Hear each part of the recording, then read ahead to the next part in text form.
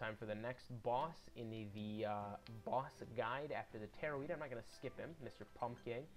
So walk up to him after he jumps twice, move forward and attack. I messed it up a little bit there, but usually if you're walking forward when you attack after after you P-guard him, you'll be able to kill all of the jumpkins that are behind him, which is very useful because they're a hindrance.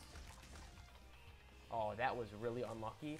So I accidentally started his second phase before I actually got to, use my strategy, which is, the classic potion P-guard attack, but actually might have worked out in my favor because Yep. So that was a little bit of thinking on my feet there, but what you want to do when he spawns, when he jumps twice, walk forward, P-guard, and then walk forward and attack him with your P-guard and attack. You'll be stuck on his body, but for some reason when you walk forward, your arc is a little bigger, so you hit all the jumpkins if you do it correctly. And then what you want to do is drink your potion, P-guard his next attack when there's no jumpkins, and then use your skill on him. That'll do a lot of damage and make him summon the Bat Swarm. The Bat Swarm will get summoned. You want to focus on the jumpkins first because they're just treacherous, so kill them first. So you only have to deal with him and the Bat Swarms. Then do the same thing. Potion, P-guard, attack. They'll summon the next Bat Swarms, kill the jumpkins, do the same thing. At this point, you might be able to do what I did and just burst through the last 2 bits of his HP. Or you might have to do it a whole 3rd time, kill the jumpkins, and then a whole 4th time. But either way, that works pretty effectively. Next, we're going to be using two-handed melee and Zerk. Oh. So, yeah, you're going to want to be careful of that. It should be easier to kill his jumpkins in this scenario because you have... Oh, see, I swear those were coming straight at me. But anyways, the jumpkins, your bigger attack with the jumpkins just means you can kill them a lot easier, especially if they're in a big group. That was a shame. See, those Bat Swarms, look at that. This is what I'm talking about. This is why I don't like this fight, because it really feels like those Bat Swarms are specifically targeting the player, and it sucks, because if you're in a bad situation, you're not getting out of it. But anyways, a bit of practice will get you the hang of this, and you'll do fine. Let my potion recharge. I'd say just really, really pay attention. And with the Bat Swarms, if you watch where they leave from, you can kind of get an idea of where they'll come back.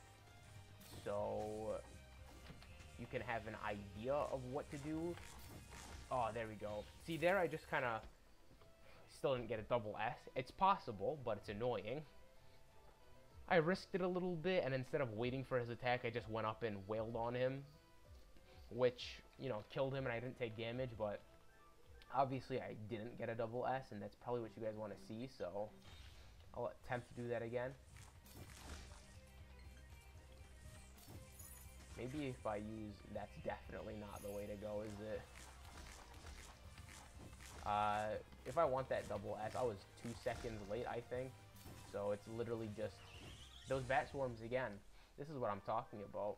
I absolutely hate this boss because of those Bat Swarms. They just... They suck. They're really, really annoying. Actually, hold on a second. Is this build even... Nope, it's not. This is a world-based build, which means I'm not... There we go. So, this is my strategy of getting double S with Zerk anyways. You can do it with other... You might be able to do it with other skills. I'm not 100% sure. I haven't tested it out with everything. That would take a monstrous amount of time, but I know that it works with Zerk, so that's what I'm doing.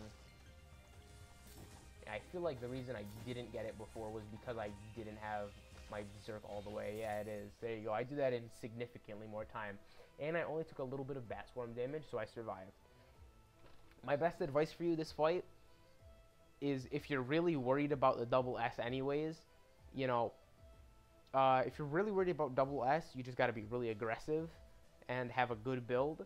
If you're worried about not dying, then just make sure you pay very close attention to the Bat Swarms.